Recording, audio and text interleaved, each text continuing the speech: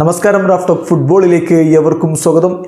ഒരിക്കൽ കൂടി അത് സംഭവിച്ചിരിക്കുന്നു. ഫിഫ ബെസ്റ്റ് പുരസ്കാരം വീണ്ടും ലയണൽ മെസ്സി സ്വന്തമാക്കിയിരിക്കുന്നു. കഴിഞ്ഞ വർഷവും ലിയോ മെസ്സി തന്നെയാണ് അത് നേടിയിരുന്നത്. ഇത്തവണയും ആ പുരസ്കാരം ലയണൽ മെസ്സിക്ക് ലഭിച്ചിരിക്കുന്നു.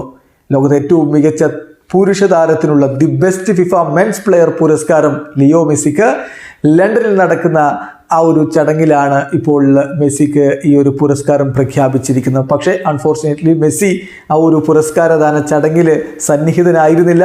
അദ്ദേഹം US മയാമിയിൽ തന്നെ തൻ്റെ ടീമിനോടൊപ്പം പ്രാക്ടീസ് തുടരുകയാണ്. അതുകൊണ്ട് തന്നെ അദ്ദേഹം ലണ്ടനിലേക്ക് എത്തിയിട്ടില്ല. എങ്കിലും ഈ തവണത്തെ വിജയിയായിട്ട് അദ്ദേഹത്തെ പ്രഖ്യാപിച്ചിരിക്കുകയാണ്. ഫൈനൽ 3 പേരുടെ നോമിനേഷൻ ലിസ്റ്റിൽ ഏർലിംഗ് ഹാലൻഡും കിലിയൻ എംബാപ്പയുമാണ് ഉണ്ടായിരുന്നത്, ലിയോ മെസ്സിക്കൊപ്പം ഉണ്ടായിരുന്നത്.